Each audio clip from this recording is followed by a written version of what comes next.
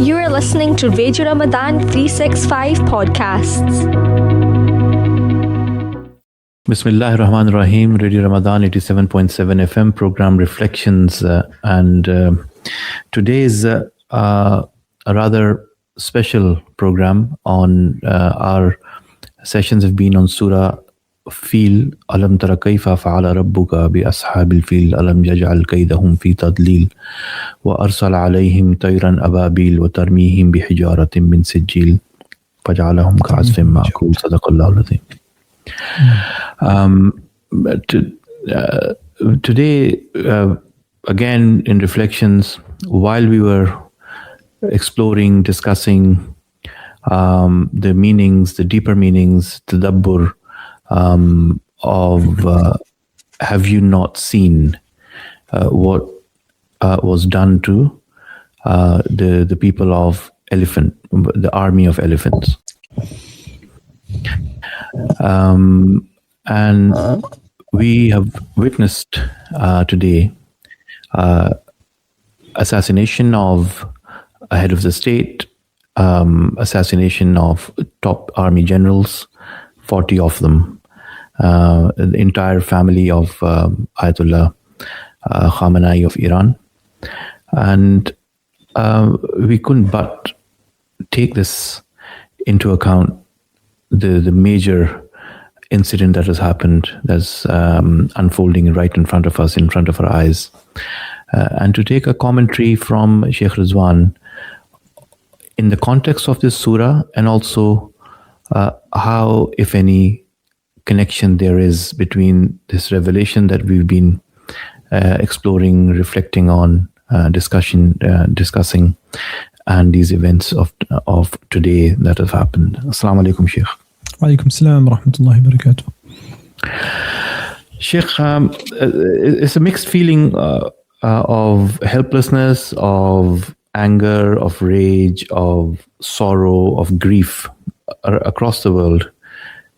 We've seen one of the presidents of US saying, "Lay your arms. If you do, we will give you amnesty. If you don't, we'll fight you." And without any response, what we have seen is the entire leadership of a country has been decimated, and there isn't much. It's like the next nation is waiting. What will be their fate? It's one after another. Venezuela, and now it's Iran, and who will be next? I just want to see, want to explore your feelings on this one, and maybe just unpack what is actually happening. Bismillah ar-Rahman ar-Rahim. Salatu wassalamu ala Muhammad wa alihi wa sahbihi ajmain. So, starting off with the first thing, in terms of you're describing the response and the feelings amongst the ummah. The feelings are mixed, actually, because it's a very complicated issue. Within this discussion of the attacks of America and Israel on Iran, there's ways of approaching a commentary on it, some of which are specifically geopolitical, strategic, and depending on your perspective of your preferred axis of power, whether it's Western, whether it's Eastern, whether it's the global South, or an axis of resistance, as some people like to call it, you can have a different analysis. If you have left-wing leanings, as a Muslim, you might have different analysis. If you have a right-wing analysis of things, you'll have a different understanding. If you're Sunni Arab in the crescent of the Levant, you'll have a completely different experience of what's happening to if you are you're kind of politicized in the West. So you do need to take into account the fact that this event, like it or not, agree with it or not, has been celebrated by, I would say, the majority of Sunni populations within Iraq, the majority of Sunni populations within Syria, within Lebanon. And so just to give that balance to your your analysis of rage, anger, helplessness. You have to understand the mess that is the Middle East is one where that the complexity of the situation is such that he's seen as much as a freedom fighter. In the same breath, you could have people call him a butcher. And so may Allah grant him, his reward for his good, and may Allah overlook his evil. And this is something that comes in history, good actions, bad actions. I mean, I think for me, that's the first thing. And the second thing is about leadership. You said that the leadership of Iran has been, taken away, decimated. I think there's a lot to be said, whether that's the case or not, or whether it was an actual leadership, or whether it was essentially a figurehead, in terms of the strategic planning of a country and the running of the country and the operational power of the country, whether he was important at all. Because his position is essentially one of the head of state spiritually, but even that's something that's contested by the Shia, because to understand that, you have to understand the Iranian state, how it came into being in 1979, and the role of an ayatollah, the place, that position, which was initially by Ayatollah Khomeini. What's interesting is, you have to also look at what he represents, because if you're saying it's a leadership, you have to understand what type of leadership. We don't have to say it's a religious type of leadership. That's very strongly contested. I mean, I'm saying all this because if you don't analyze and you don't just do a superficial audit of basic, positions within the discussion, you won't really get very far. So then you're essentially left with a response of rage, an illogical response of rage, of just lashing out. And I think that'd be not only counterproductive as a response if you take the position that you need to side on the side of Iran or any other country in this specific instance because they're attacked. It also is counterproductive in terms of its alliance with the Prophet ﷺ Sunnah and the most impactful way of going forward. The other thing you said about it's Iran and then who next? I think Iran in this specific instance was the last of leaving aside North Korea, which is an anomaly and it's not really important in any significant way. It was the last bastion of opposition to the uniformity of this kind of American-Israeli alliance, and at least outwardly, I'm not going to say it's in a military sense, but outwardly, ideologically, it was the antithesis of the American hegemony plan over the Middle East. So before you had Iraq, you've had Libya, you've had all these other countries falling one by one, complete dismay, complete destruction and subordination to global powers and the IMF and the World Bank, essentially crippling their economies, leaving them, bread baskets. What were bread baskets? Basically paupers and beggars towards international community, the Western community, and specifically the landed financial elite. So all these things are important because I think the response from the Iranian people, which is a massive, proud nation. In fact, we were talking about the Ashab al-Fil and the fact that the Romans agency over, Egypt and Ethiopia and the Red Sea Strait. And the other opposition, great power was the Sassanid Empire, the Persian Empire. And so it's a historical nation. It's one of the seats of civilization from that perspective. So we're essentially looking at the decimation of the old civilizations by the new civilization, the old world being decimated by the new world. And the response should actually resonate with the fact that the old world has a lot to give the new world, and it needs to give it quick. So the morality of the old world is what essentially informs the morality of the new world until it decided to have no morality. The values of the old world were the values that should have informed the values of the new world, but Unfortunately, it's much more pragmatic, much more Machiavellian. So this is a situation essentially about regime change. It's also about leadership. It's also about power, but it's also about theology. Under the underbelly of this discussion essentially is the state of Israel and the state of Iran.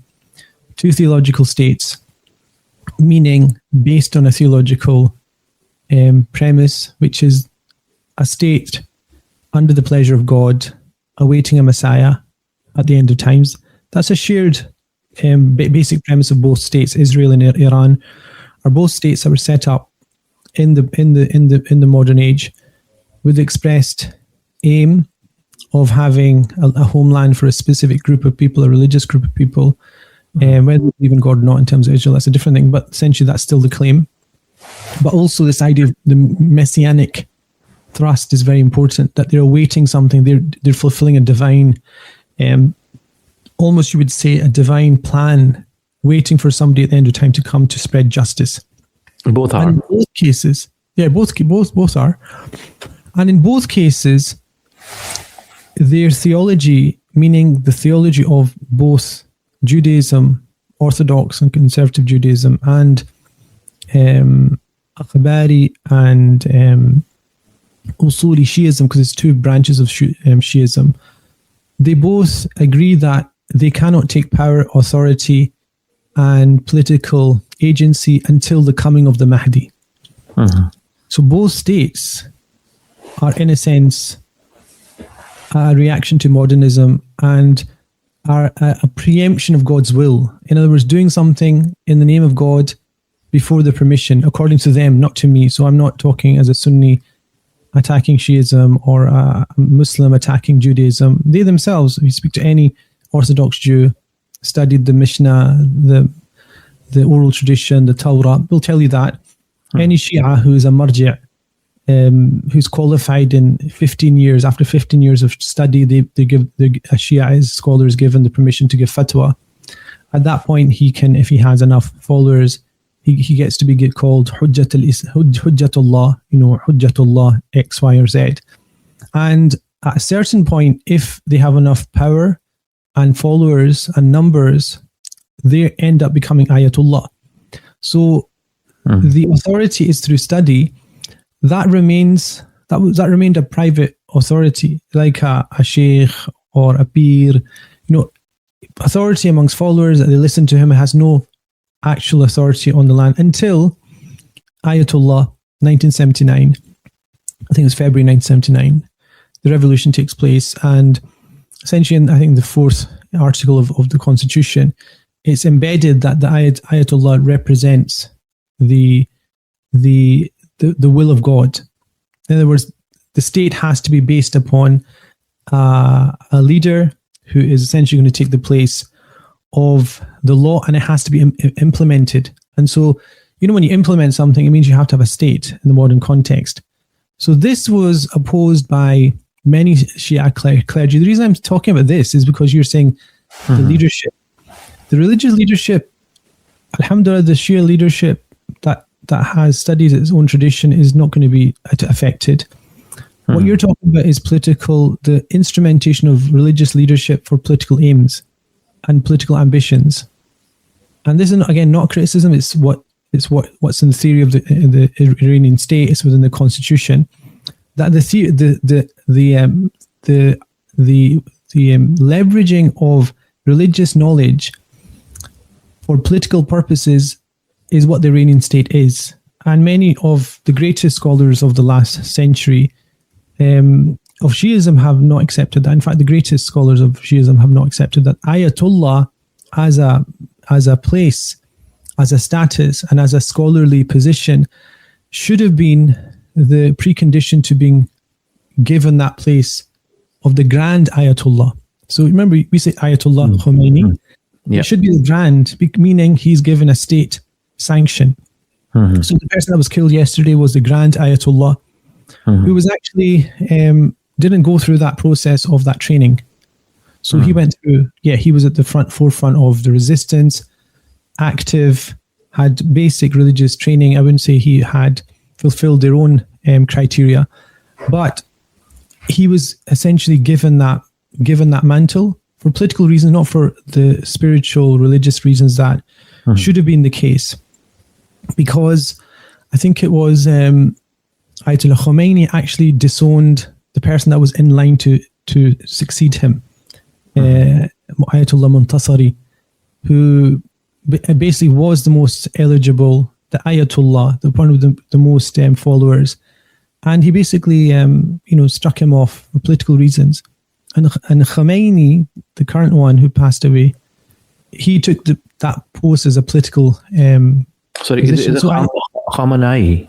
Khamenei, the one that passed away. Yes. Yeah.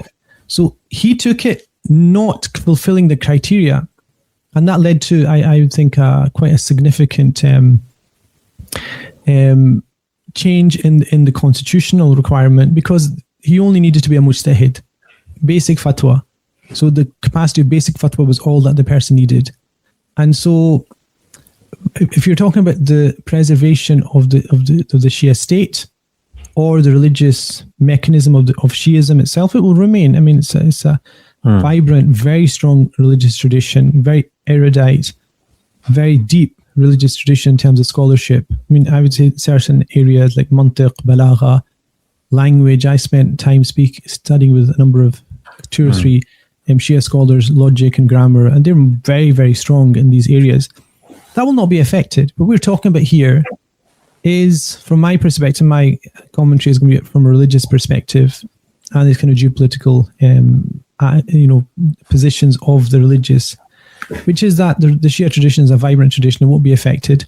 But this is a symptom of the fact that you have 2 states within the Middle East that premise their existence on the promise by God to send a Messiah at the end of time, and they're waiting for him. Now, that is a recipe for disaster, if ever there was. I mean, I've mentioned at the beginning, I said to you, it's not everybody, I'm not including myself in this, but not everybody in the Middle East, I would say the vast majority of Sunnis in the Arab world are not lamenting that. So I'm just telling you that because that's a fact.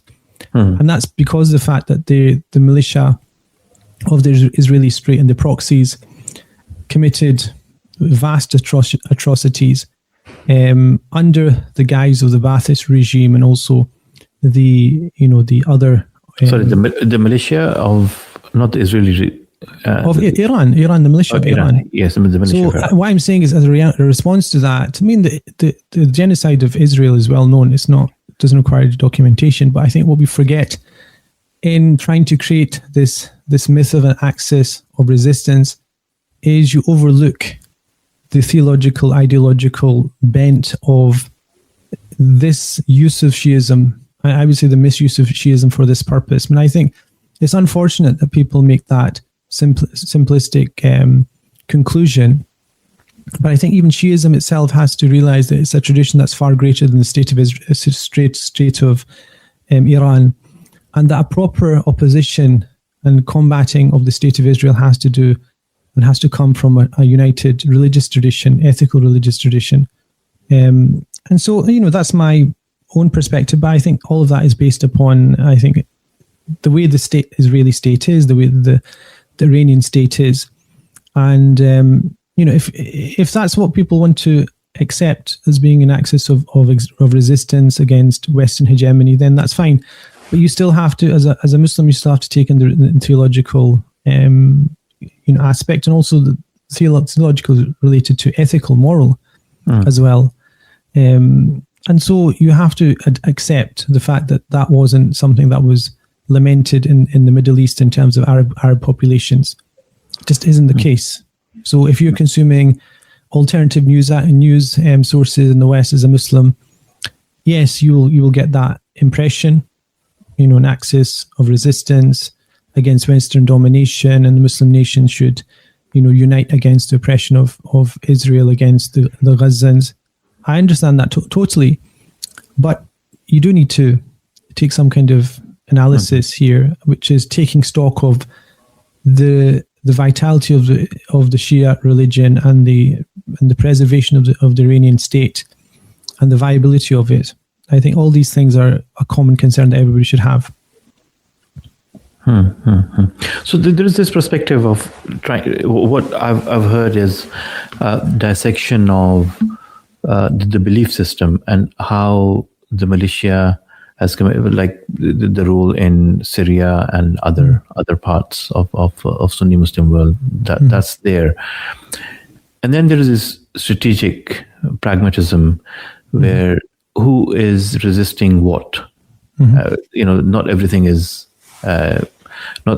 in line with how everyone else thinks.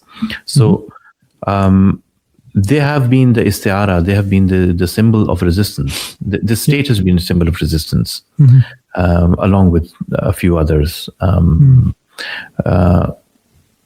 that context, what we probably would like to discuss here, as well as what is insightful to know what you've just described, how American hegemony, with the nexus of now Israel and India, will create a new nexus. Is creating a new nexus.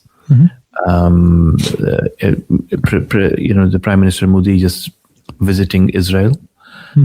And having a pact there almost, the AI summit that happened there, and the use of technology for defense, and then new friendships. And then through Israel, US, and from US comes the aggression, unprecedented in terms of violating international law, violating any of the conventions that were agreed by those nations. So almost like unrolling of a new world order, where might is right and there is no boundary left. Okay. Yeah, so I mean, if you take a strategic position, if you leave aside the religious analysis and the authority and things like that, that's a preamble to what I will say now, which is, if you take a totally purely strategic view of this, then essentially Iran is irrelevant, actually detrimental to that pushing back, because essentially it raises the stakes in situations where it shouldn't. Leave Russia, leave China, leave the BRICS alliance to basically take on what is now a dying civilization. American civilization is on its last legs. It's 33 trillion last time I checked in debt. It struggles to pay its own public wages in its own country. Its country is buttressed up by the fact that the US dollar is the world currency, which at the moment it stops being, will create shockwaves across the Americas, generally south and north. And in that context, Israel and Israeli conflict and the Iranian state is actually detrimental to that struggle, because it essentially keeps moving the inevitable face-off between the global south and the privileged north. Privileged meaning privileged and having audacity to impose conditions upon the global south. It just puts off that face-off. And so, sending militia and doing guerrilla warfare and supporting insurgencies in states and creating instability in countries is not the way to do that.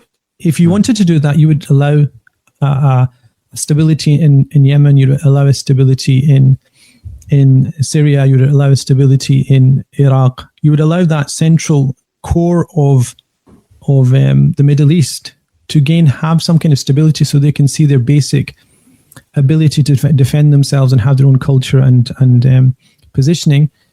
The more that I've seen Israel and Iran essentially play out their geopolitical games, the more that it's not allowed that to happen. The moment it stopped, you had the Saudi Arabia having a historical pact with China, which completely fooled everybody, because it was a moment of a thawing between Iran and Saudi Arabia. That back and forth of Wahhabi Islam and extreme Shiism, basically dictating arguments in the West, in the Muslim world, everywhere, sectarianism. Once that disappeared, you had the ability for the government of Saudi Arabia and the states and its leaders to then look at its own benefits. And this sort of benefit was in allying with China.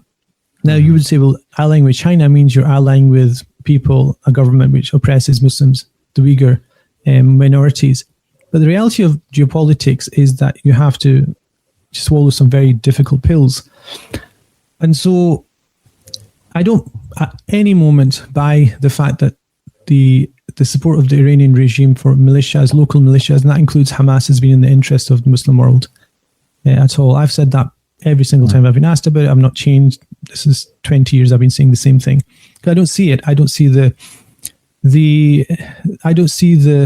brotherhood. I don't see that as anything other than a political move.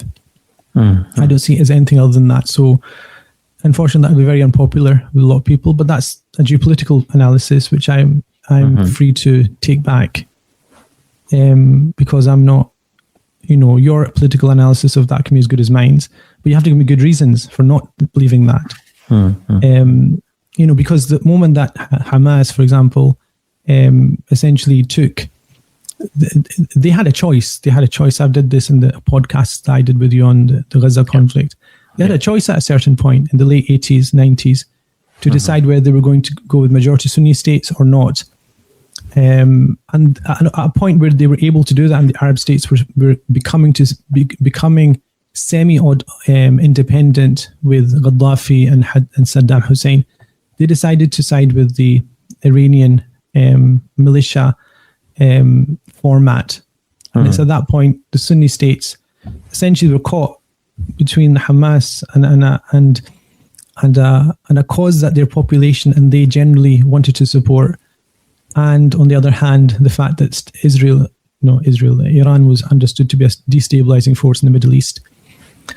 And so the rage still remains. I mean, the rage now, this is all not to do with the extrajudicial intervention of America in the Middle East by bombing a population. So this is a different thing. I mean, so what I'm saying is your question, but that has nothing to do with the fact that they have no morals. The premise of my discussion is that America as a state has no morals. Its leadership has no morals. It's all about. It will either tell you it's going to steal your resources, or it will not. Either situation, it's there to steal your resources. So whether you have Obama with his lovely brown skin, smooth and articulate and wooing everybody with his amazing speech, he's as bad as this orange person that we have now. The reality is the same. The end game is the same. So no one's going to come here and say, well, we just need to capitulate to American power. What I'm talking about is you need to allow the global south to have enough leverage and power and unity and understand its common thread to be able to challenge that oppressive state of affairs that we have in the modern world, which is a small minority of an oligarchy, financial elites, basically raping the world's resources, decimating world populations, insisting and almost locking them into lifelong poverty from the moment they're born. The only way that you can counter that is not through a rogue state and a rogue leader and an ideology which is imposed upon its people by the forcing of the practice of religion. That is going to lead to the complete opposite, because I've got lots of Iranian friends. Every single Iranian friend that I have in Scotland is anti-regime, and it's not a small minority. So there's internal issues that I think need to be kind of addressed in terms of Shiism and its own hierarchy of scholarship. It needs to be reinstated. But the other thing is that in this day is the implementation and imposition of ideology upon the population doesn't work. It does not work. You cannot impose on people practice of anything. And in fact, what I would say, my premise would be that the Prophet never tried to do that either.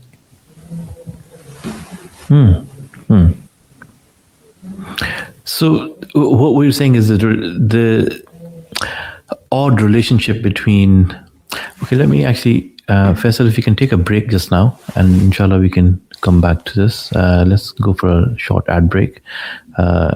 And then we'll back from our break.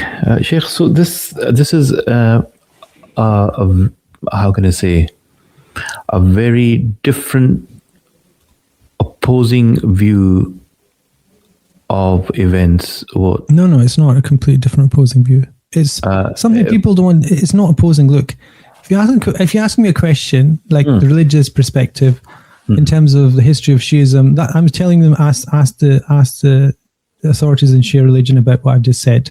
Sure. Because you said the religious authority had been decimated. The religious authority in Iran is very entrenched and it's very resilient, and inshallah it will continue. So it's not because anybody gives any kind of background to anything is considered to be attacking something. And you can say, well, it's not the time or place. If you're seeing what's happening, everybody should get angry because you've just had a school of 140 young girls killed. Killed is, again, the news. It's slaughtered, targeted by the Israeli state. So that is a given. It's not even part of a discussion, should we be outraged or not. So it's more about looking at the long-term picture here, which is that the Israeli state is looking to decimate another state, which is based on the same premises. That's a historical reality. That state, which is Iran, has a deeply entrenched resilient leadership, which will remain as it is, and it will support resistance. It's a question of whether that's the type of resistance and that's the method of resistance you need in this time, which is again a strategic point, because what I mentioned about the fact that this is detrimental to the global South rising up against America. That I don't think that's disputed at all. How is that detrimental? Because it gets in the way of real actors creating. Essentially, it's a distraction from real players creating economic, political, and strategic alliances. But what you call actors, the act is still in the mind of people. No, actors are people are producing.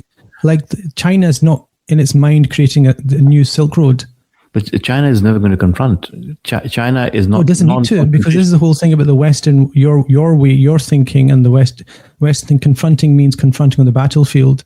The art of war, if it teaches you anything, and which is a manual that's taught in every single military school, is you don't engage the enemy on the battlefield. You win the war before you've attempted. So if you create the strategic, economic, and political rules within which you can be successful, you're now setting the rules for the game. The game is now one where President Trump can essentially disown the United Nations, which in and of itself was futile, and then create another body, which is the body for peace.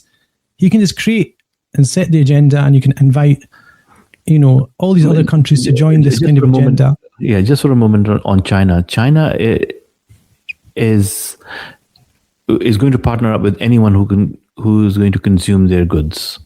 They're looking for a market. It's just a market. So they're not a world player. They're not an actor in world politics, or are they? I think they are. I mean, the moment just before 9/11, just remind you, the Chinese captured and downed an American warplane, and America expected it to be returned. They didn't return it until they apologized. At that moment, if 9/11 hadn't happened, that was direct military confrontation and humiliation. With China, this is like decades ago. It had the audacity to do that then. It's a question of the mechanisms through which you use to impose your power. If you think the way to impose power is to attack an enemy directly in a militia method, then that's a warfare that has had its day. Military confrontation is not the way that you gain the ascendancy, or you gain what you seek to gain in a specific context. So this is an old world mindset of guerrilla warfare and military conflict. Proxies. We're living in a completely different age. I mean, in terms of weaponry, look at drones, look at AI, the development of that. Look at the ability for a country to be shut down just based upon the severing of economic, kind of the ability to send money out and have a clearing system. These kind of things were used to bring down the Russian economy, but was unsuccessful because they created an alternative. And so this for me is like, imagine if you're, it's a very enthusiastic person on your team who keeps stopping you putting your plan into action. The plan into action is the global south. The global south is essentially being enslaved by the West, especially America. But America now is not America as a country. It's basically the global elite that bases itself there and utilizes legal and international frameworks to essentially gain access to world markets and basically strip them of assets. That's the game. The game is that. The game is to be able to, if you're saying who do we need to stand up to, it's not politicians, it's not the Congress, it's not the House of Representatives, it's not even Trump. These are all puppets. What you need to stand up to is a system which is systematically ensuring that you will not have freedom, you'll be enslaved and you'll be indebted, and you will not be able to, essentially operate your agency and your freedom to do what you want. Pray how you want, live how you want, and to order your family how you want. You won't be able to do that. In that context, Iran and Israel actually are irrelevant. These are actually, symptoms of a problem which is much deeper. And in fact, they're a distraction. I would say from that perspective, they're actually a distraction from the decimation of the global, ecological system, to the disenfranchisement of world populations and the enslavement of whole swathes of the world's populations through, essentially a new type of slavery. These kind of skirmishes are actually irrelevant. And so you need to look for global players that, even if it's just for their economic benefit, let's for argument's sake say that China's interest is purely economic and it's not to do with their value system of how they think the world should be, which I think, I don't believe it's an economic, it's only, or it is an economic thing. I think they have a Confucius-based image of the world, which is based on community and the collective, whereas in the West, it's about the individual. That viewpoint allies much better, almost completely, with the Muslim perspective of the fact that society should be ordered based upon the interests of society and not of the individual. So in that sense, at that headline, it's not about, I don't accept that it's basically just there to sell goods. It sells goods because it gives them impact and it allows their populations to be fed and to be, kind of affluent. But that's not. It's got an ideology. It's got a set of values. I think the Chinese people are a proud set of people. They're a whole group of peoples, but they need to be allied with other major powers, and Iran could be part of that, but not if it's a messianic, ideological outfit, which is revolutionary as a state. So if people are revolutionary by nature, left wing or right wing or whatever, and they're just into that stuff, that's fine. And I agree to disagree with them, but I give them I give them as much respect as I can for that. But I would defend the Shia religion and this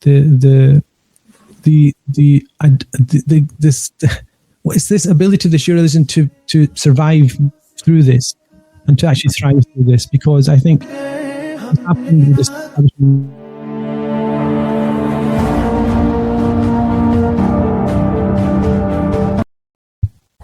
Sorry, you cut me off with the No. I didn't. Unfortunately, this is. I think the studio did it themselves. Okay. We have to end the discussion here because it's iftar time. It's a beautiful time to finish topic to finish iftar with. But you asked me my opinions, and they're very fair, I think. Inshallah. I know what people want to hear, but I think they're fair. We'll have to continue with this conversation tomorrow, I think. Inshallah. I think we need to go on to the second verse of Surah Fil. So tomorrow with another reflections. Up until then, Assalamu alaikum wa rahmatullah. Alaikum salam.